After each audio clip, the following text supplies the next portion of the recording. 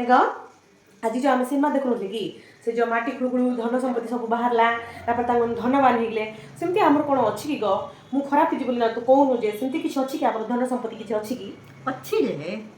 ଅଛି ଯେ ସେ ସବୁ ତୁ ଯଦି ଏବେ ଜାଣିଦେବୁ ବୋଲେ ସେ ଧନ ସମ୍ପତ୍ତି ନେଇ ଖରାପ ହେଇଗଲେ ସେଟା ପାଇଁକା ତତେ କହୁନି। ହଁ କ'ଣ କହିଲେ କୋଉଠି ଅଛି? ଆଉ ମହାପ୍ରଭୁ ଘରେ ଅଛି ନି ଯେ ମହାପ୍ରଭୁ ଘରେ ସେ ଇଏରେ ଡ୍ର ଅଛି ନି ରେ ସେ ଡ୍ର ଭିତରେ ତାର ଗୋଟେ ପର୍ସ ଅଛି ସେ ପର୍ସ ଭିତରେ ଗୋଟେ କାଗଜ ଅଛି ସେ କାଗଜ ଦେଖିଲେ ତୁ ସବୁ ଜାଣିବୁ କେଉଁଠି କ'ଣ ଅଛି କିସ୍ ଅଛି ସବୁ ଜାଣିବୁ ଯେ ସେ ଯାକ ନେଇଗଲା ପରେ ତୁ ଆଉ ଖରାପ ହେଇଯିବ ନା ଭଲ ବାଟି ସେଟା ଯାକ ଇଏ କଲେ ଗୋଟେ ଭଲ ମଣିଷ ହବ। ହଉ ଯାଉଛୁ ମୁଁ ଦେଖିକି ଆଇବି। ଯା।